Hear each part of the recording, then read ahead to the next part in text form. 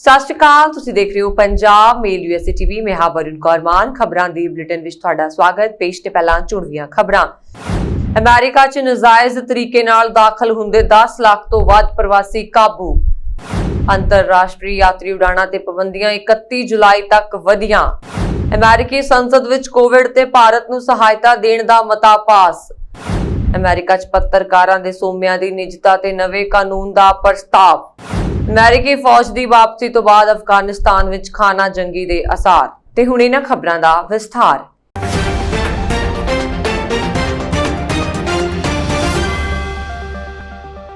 America ਵਿੱਚ ਨਜਾਇਜ਼ ਤਰੀਕੇ ਨਾਲ ਦਾਖਲ ਹੋ ਰਹੇ 10 ਲੱਖ ਤੋਂ ਵੱਧ ਪ੍ਰਵਾਸੀਆਂ ਨੂੰ ਬਾਰਡਰ ਏਜੰਟਾਂ ਨੇ ਪਿਛਲੇ 8 ਮਹੀਨੇ ਦੌਰਾਨ ਕਾਬੂ ਕੀਤਾ ਤੇ ਇਹਨਾਂ ਵਿੱਚੋਂ ਹਜ਼ਾਰਾਂ ਪੰਜਾਬੀ ਨੌਜਵਾਨ ਦੱਸੇ ਜਾ ਰਹੇ ਨੇ।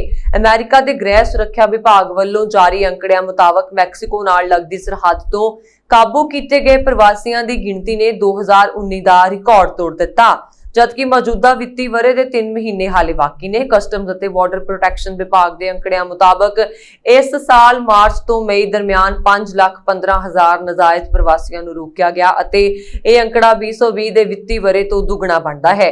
ਪਿਛਲੇ ਸਾਲ ਅਪ੍ਰੈਲ ਵਿੱਚ ਡੋਨਾਲਡ ਟਰੰਪ ਦੇ ਕਾਰਜਕਾਲ ਦੌਰਾਨ 16,000 ਪ੍ਰਵਾਸੀ ਗ੍ਰਿਫਤਾਰ ਕੀਤੇ ਗਏ, ਜਦਕਿ ਇਸ ਸਾਲ ਅਪ੍ਰੈਲ ਵਿੱਚ ਅੰਕੜਾ ਵੱਧ ਕੇ ਪੌਣੇ 2 ਲੱਖ ਹੋ ਗਿਆ। ਫੈਡਰਲ ਅਧਿਕਾਰੀਆਂ ਵੱਲੋਂ ਜੂਨ ਦੇ ਅਧਿਕਾਰਤ ਅੰਕੜੇ ਜਾਰੀ ਨਹੀਂ ਕੀਤੇ ਗਏ, ਪਰ ਅਮਰੀਕਾ ਤੇ ਮੈਕਸੀਕੋ ਦੀ ਸਰਹੱਦ ਤੇ ਚੱਲ ਰਹੇ ਹਾਲਾਤ ਨਜਾਇਜ਼ ਪ੍ਰਵਾਸੀਆਂ ਅਣਗਿਣਤ ਕੋਸ਼ਿਸ਼ਾਂ ਦੀ ਤਸਵੀਰ ਪੇਸ਼ ਕਰ ਰਹੇ ਨੇ। ਅਮਰੀਕਾ ਵਿੱਚ ਦਾਖਲ ਹੋਣ ਦੀ ਦੌੜ ਵਿੱਚ ਪੰਜਾਬੀ ਵੀ ਪਿੱਛੇ ਨਹੀਂ ਅਤੇ ਲੱਖ ਰੁਪਏ ਖਰਚ ਕਰਕੇ ਕਈ ਮੁਲਕਾਂ ਦੀ ਖਾਕ ਛਾਨਣ ਤੋਂ ਬਾਅਦ ਉਹ ਮੈਕਸੀਕੋ ਦੀ ਸਰਹੱਦ ਤੇ ਪੁੱਜੇ, ਜਿੱਥੇ ਅਮਰੀਕਾ ਦੇ ਕਸਟਮਜ਼ ਅਤੇ ਬਾਰਡਰ ਪ੍ਰੋਟੈਕਸ਼ਨ ਵਿਭਾਗ ਵੱਲੋਂ ਚੌਕਸੀ ਵਧਾ ਦਿੱਤੀ ਗਈ। ਜੋ ਬਾਈਡਨ ਦੇ ਰਾਸ਼ਟਰਪਤੀ ਬਣਨ ਮਗਰੋਂ ਪੰਜਾਬੀਆਂ ਸਣੇ ਹੋਰਨਾਂ ਪ੍ਰਵਾਸੀਆਂ ਦੇ ਮਨ ਵਿੱਚ ਇਹ ਗੱਲ ਘਰ ਗਈ ਹੈ ਕਿ ਉਹਨਾਂ ਨੂੰ ਡਿਪੋਰਟ ਨਹੀਂ ਕੀਤਾ ਜਾਵੇਗਾ ਅਤੇ ਉਹ ਕਿਸੇ ਨਾਲ ਕਿਸੇ ਤਰੀਕੇ ਅਮਰੀਕਾ ਵਿੱਚ ਆਪਣਾ ਟਿਕਾਣਾ ਬਣਾਉਣ ਵਿੱਚ ਸਫਲ ਹੋ ਜਾਣਗੇ।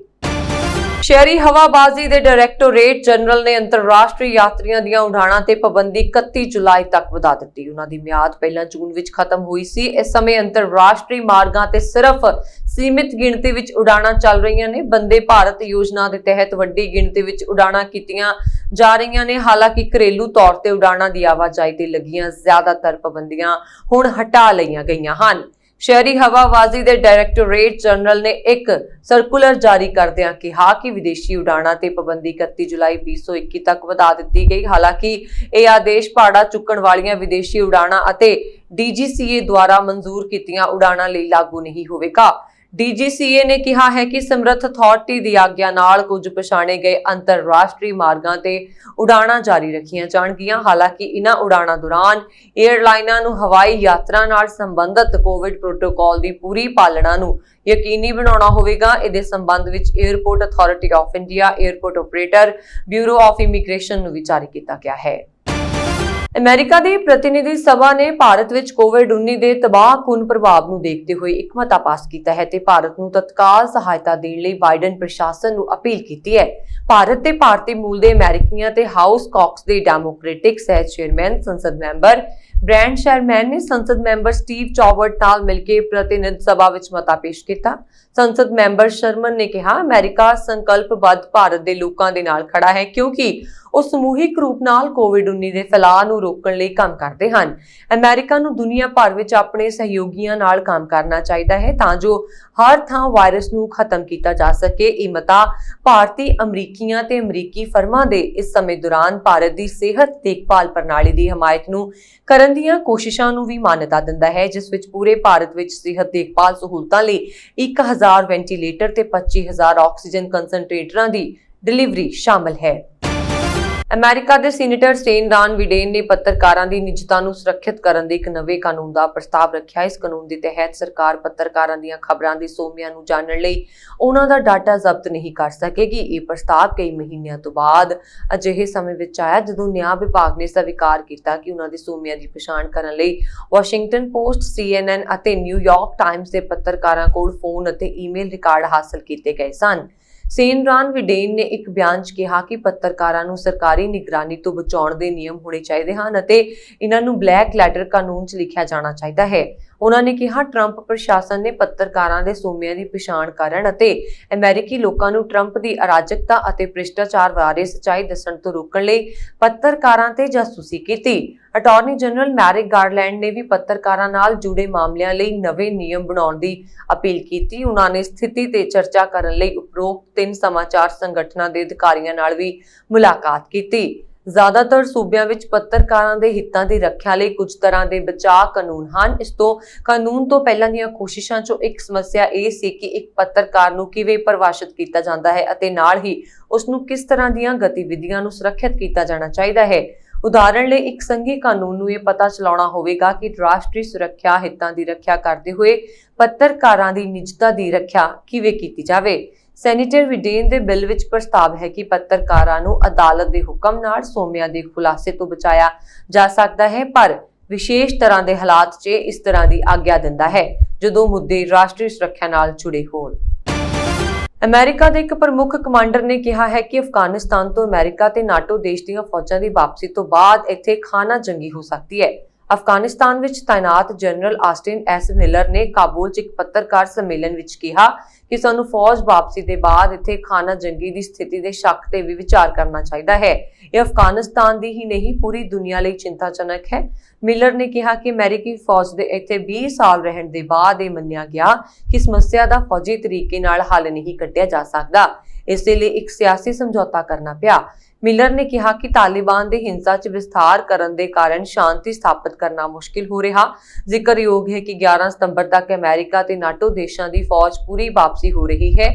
ਪੈਂਟਾਗਨ ਦੇ ਪ੍ਰੈਸ ਸਕੱਤਰ ਜੌਨ ਕਿਰਬੀ ਦੇ ਮੁਤਾਬਕ ਸਿਰਫ ਕੂਟਨੀਤਿਕ ਮੌਜੂਦਗੀ ਦੀ ਸੁਰੱਖਿਆ ਲਈ ਹੀ ਕੁਝ ਫੌਜ ਰਹਿ ਜਾਵੇਗੀ। ਅਫਗਾਨਿਸਤਾਨ ਦੇ ਅੰਦਰੂਨੀ ਮੰਤਰੀ ਅਬਦੁਲ ਸਤਾਰ ਮਿਰਜ਼ਾਕਵਾਲ ਨੇ ਤਾਲਿਬਾਨ ਨੂੰ ਚੇਤਾਵਨੀ ਦਿੱਤੀ ਹੈ ਕਿ ਉਸ ਦੇ ਸੁਰੱਖਿਆ ਦਸਤਿਆਂ ਤੋਂ ਕਬਜ਼ਾਏ ਗਏ ਫੌਜੀ ਉਪਕਰਨ ਤੇ ਟੈਂਕ ਪਾਕਿਸਤਾਨ ਲਿਜਾਣਾ ਬੰਦ ਕਰੇ। ਉਹਨਾਂ ਨੇ ਕਿਹਾ ਕਿ ਅਜਿਹਾ ਕਰਨ ਵਾਲਿਆਂ ਤੇ ਹੁਣ ਸਿੱਧੇ ਹਵਾਈ ਹਮਲੇ ਕੀਤੇ ਜਾਣਗੇ।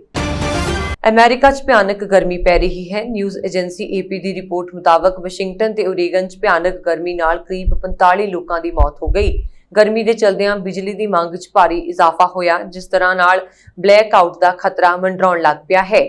ਭਾਰੀ ਦੇ ਮੰਗ ਦੇ ਚਲਦਿਆਂ ਬਿਜਲੀ ਦੀ ਕਟੌਤੀ ਕਰਨੀ ਪੈ ਰਹੀ ਹੈ। ਸਿਆਟਲ ਤੇ ਪੋਰਟਲੈਂਡ ਵਿੱਚ ਪਾਰਾ ਲਗਾਤਾਰ 100 ਡਿਗਰੀ ਫਾਰਨਹਾਈਟ ਤੋਂ ਜ਼ਿਆਦਾ ਬਣਿਆ ਹੋਇਆ ਹੈ। ਕੈਨੇਡਾ 'ਚ ਵੀ ਭਿਆਨਕ ਗਰਮੀ ਨਾਲ ਹਾਲਤ ਬੇहद ਖਰਾਬ ਹੋ ਗਏ ਹਨ।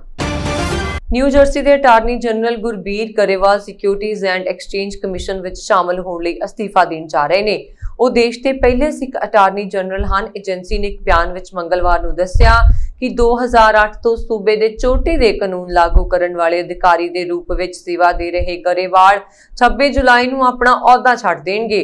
OSEC ਦੇ ਇਨਫੋਰਸਮੈਂਟ ਵਿਭਾਗ ਦੇ ਡਾਇਰੈਕਟਰ ਦਾ ਅਹੁਦਾ ਸੰਭਾਲਣਗੇ। ਗਵਰਨਰ ਫਿਲ ਮਰਫੀ ਨੇ ਗਰੇਵਾਲ ਨੂੰ ਉਹਨਾਂ ਦੇ ਪ੍ਰਸ਼ਾਸਨ ਦਾ ਅਨਮੋਲ ਮੈਂਬਰ ਦੱਸਿਆ। ਉਹਨਾਂ ਨੇ ਕਿਹਾ ਕਿ ਉਹ SEC ਦਾ ਹਿੱਸਾ ਬਣਨਗੇ, ਜੋ ਦੇਸ਼ ਦੇ ਵਿੱਤੀ ਬਾਜ਼ਾਰਾਂ ਨੂੰ ਕੰਟਰੋਲ ਕਰਦਾ ਹੈ। ਉੱਥੇ ਹੀ ਗਰੇਵਾਲ ਨੇ ਇੱਕ ਬਿਆਨ ਵਿੱਚ ਕਿਹਾ, ਕਾਨੂੰਨ ਦੀ ਉਲੰਘਣਾ ਕਰਨ ਵਾਲਿਆਂ ਦਾ ਪਤਾ ਲਗਵਾਉਣ ਅਤੇ ਉਹਨਾਂ ਨੂੰ ਸਜ਼ਾ ਦੇਣ ਵਿੱਚ ਇਨਫੋਰਸਮੈਂਟ ਵਿਭਾਗ ਦੀ ਇੱਕ ਮਹੱਤਵਪੂਰਨ ਭੂਮਿਕਾ ਹੈ। ਮੈਂ ਜਨਤਕ ਸੇਵਕ ਦੀ ਇੱਕ ਪ੍ਰਤਿਭਾਸ਼ਾਲੀ ਟੀਮ ਨਾਲ ਕੰਮ ਕਰਨ ਲਈ ਉਤਸ਼ਾਹਿਤ ਹਾਂ ਤਾਂ ਜੋ ਦੂਰਚਾਰ ਨੂੰ ਦੂਰ ਕੀਤਾ ਜਾ ਸਕੇ, ਉਹਨਾਂ ਵਿਰੁੱਧ ਮੁਕੱਦਮਾ ਚਲਾਇਆ ਜਾ ਸਕੇ ਤੇ ਨਿਵੇਸ਼ਕਾਂ ਦੀ ਰੱਖਿਆ ਕੀਤੀ ਜਾ ਸਕੇ। ਪ੍ਰਭਾਵਸ਼ਾਲੀ ਕਾਂਗਰਸ ਮੈਂਬਰਾਂ ਨੇ ਇਸ ਹਫ਼ਤੇ ਪ੍ਰਤੀਨਿਧੀ ਸਭਾ ਵਿੱਚ 2 ਵੱਕਾਰੀ ਭਾਰਤੀ ਅਮਰੀਕੀ ਵਿਅਕਤੀਆਂ ਕੈਲੀਫੋਰਨੀਆ ਦੇ ਚਰਨਜੀਤ ਸਿੰਘ ਅਤੇ ਨਿਊ ਜਰਸੀ ਦੇ ਪ੍ਰੀਤਮ ਸਿੰਘ ਗਰੇਵਾਲ ਨੂੰ ਸ਼ਰਧਾਂਜਲੀ ਦਿੱਤੀ। ਕਾਂਗਰਸ ਮੈਂਬਰ ਜਿਮ ਕੋਸਟਾ ਨੇ ਦੱਸਿਆ ਕਿ ਸਫਲ ਉਦਮੀ ਚਰਨਜੀਤ ਸਿੰਘ ਦਾ 12 ਮਈ ਨੂੰ ਦੇਹਾਂਤ ਹੋ ਗਿਆ ਸੀ।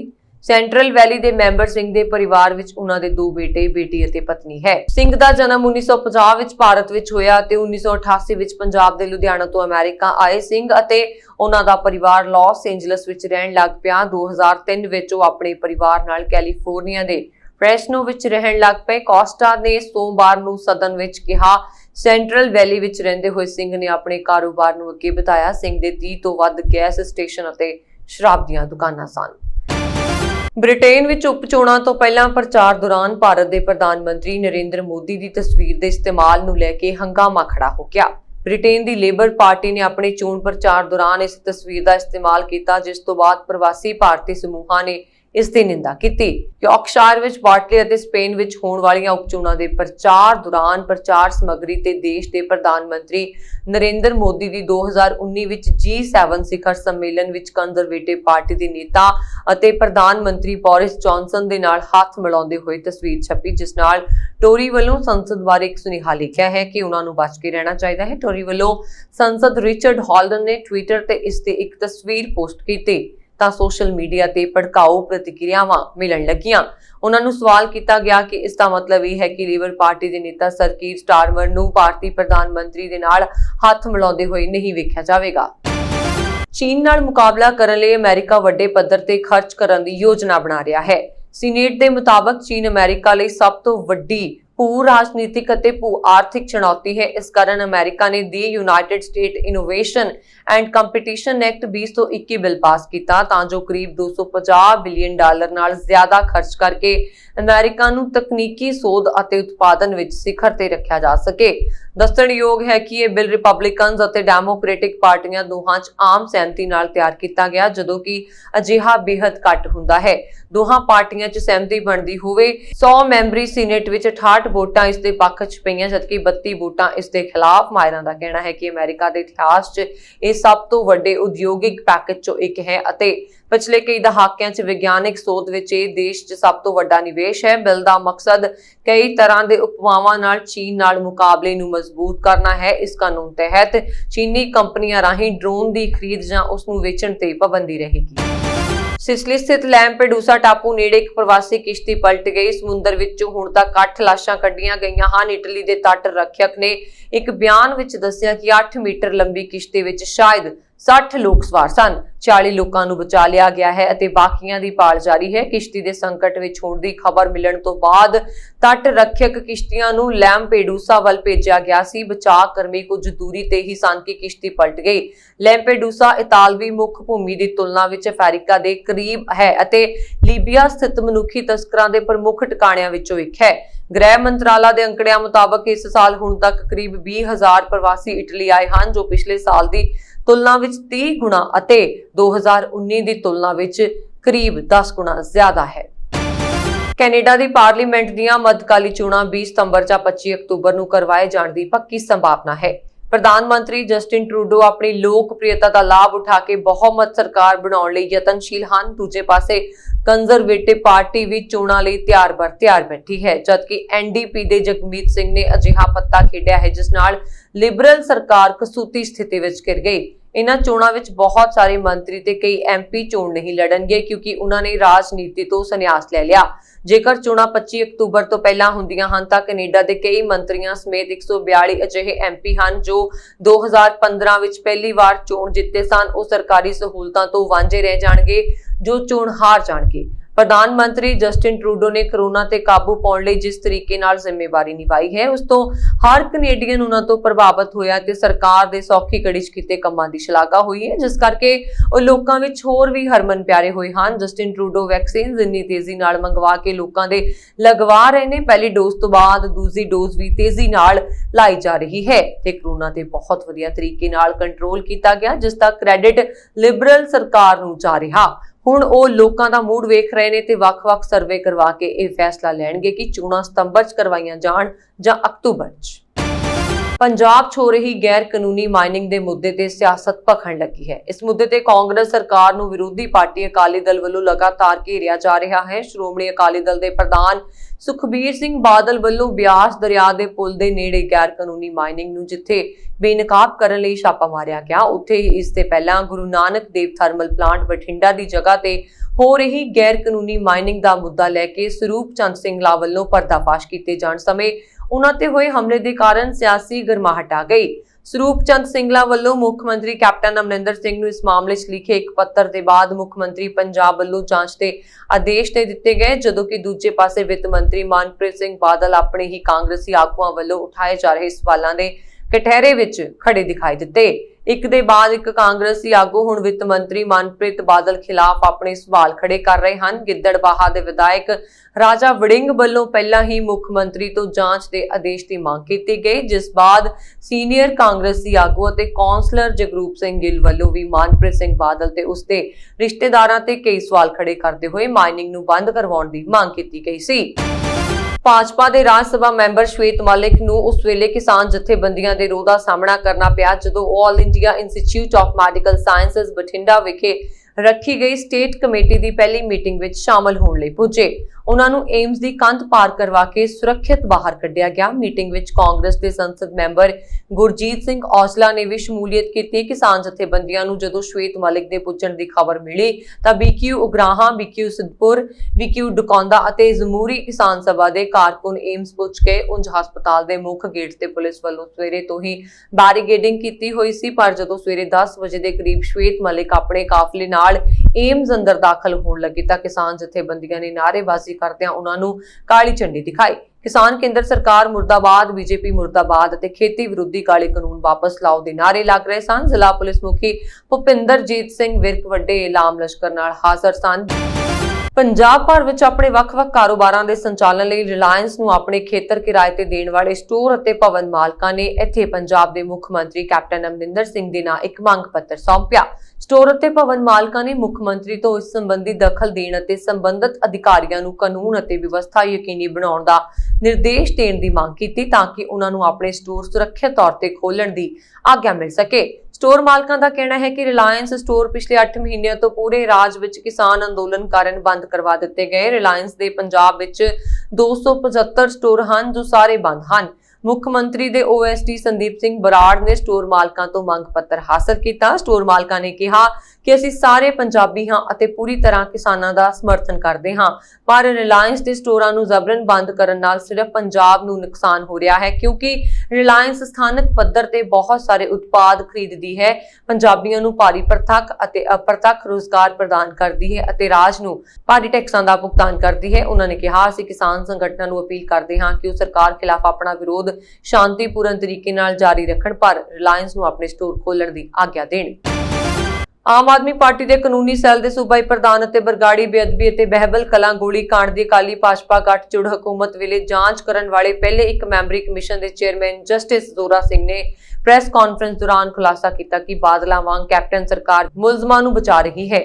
ਉਹਨਾਂ ਨੇ ਦੱਸਿਆ ਕਿ ਉਹਨਾਂ ਦੀ ਰਿਪੋਰਟ ਵਿੱਚ ਜਿਹੜੇ ਤੱਥ ਸਾਹਮਣੇ ਆਏ ਹਨ ਉਸ ਦੇ ਆਧਾਰ ਤੇ ਬੇਅਦਬੀ ਅਤੇ ਗੋਲੀ ਕਾਂਡ ਦੇ ਅਸਲ ਮੁਲਜ਼ਮ ਜੇਲ੍ਹ 'ਚ ਹੋਣੇ ਸਨ ਅਤੇ ਉਹਨਾਂ ਸਜ਼ਾ ਮਿਲਦੀ। ਉਹਨਾਂ ਨੇ ਕਿਹਾ ਕਿ ਬੇहद ਚੁਣੌਤੀ ਭਰੇ ਮਾਹੌਲ ਵਿੱਚ 6 ਮਹੀਨਿਆਂ ਦੀ ਸਖਤ ਮਿਹਨਤ ਅਤੇ ਨਿਰਪੱਖਤਾ ਨਾਲ ਕੀਤੀ ਜਾਂਚ ਦੀ ਰਿਪੋਰਟ ਸੌਂਪਣ ਸਮੇਂ ਉਹਨਾਂ ਨੂੰ ਜਲੀਲ ਹੋਣਾ ਪਿਆ। ਉਹਨਾਂ ਨੇ ਕਿਹਾ ਕਿ ਉਹਨਾਂ ਦੀ ਰਿਪੋਰਟ ਨੂੰ ਬਾਦਲ ਜਾਂ ਕੈਪਟਨ ਸਰਕਾਰ ਨੇ ਨਾ ਹੀ ਜਨਤਕ ਕੀਤਾ ਅਤੇ ਨਾ ਹੀ ਰੱਦ ਕੀਤਾ। ਉਹਨਾਂ ਨੇ ਕਿਹਾ ਕਿ ਕੈਪਟਨ ਸਰਕਾਰ ਵੱਲੋਂ ਗਠਿਤ ਮੌਜੂਦਾ ਵਿਸ਼ੇਸ਼ ਜਾਂਚ ਟੀਮ ਸਿੱਟ ਵੀ ਲੋਕਾਂ ਨੂੰ ਗੁੰਮਰਾਹ ਕਰਨ ਵਾਲੀ ਹੈ। ਵਿਸ਼ੇਸ਼ ਜਾਂਚ ਟੀਮ ਪਹਿਲਾਂ ਸਰਕਾਰ ਨੂੰ ਰਿਪੋਰਟ ਦੇਵੇਗੀ ਅਤੇ ਫਿਰ ਅਦਾਲਤ ਵਿੱਚ ਜਾਵੇਗੀ। ਇਹ ਸਨ ਹੁਣ ਤੱਕ ਦੀਆਂ ਖਬਰਾਂ। ਮੈਨੂੰ ਬਰਨ ਕੌਰ ਮਾਨੂ ਦੀ ਆਗਿਆ। ਹੋਰ ਖਬਰਾਂ ਦੇ ਲਈ ਸਾਡਾ YouTube ਚੈਨਲ ਪੰਜਾਬ ਮੇਲ USA TV ਨੂੰ ਸਬਸਕ੍ਰਾਈਬ ਕਰਨਾ ਨਾ ਭੁੱਲਣਾ। ਸਤਿ ਸ਼੍ਰੀ ਅਕਾਲ।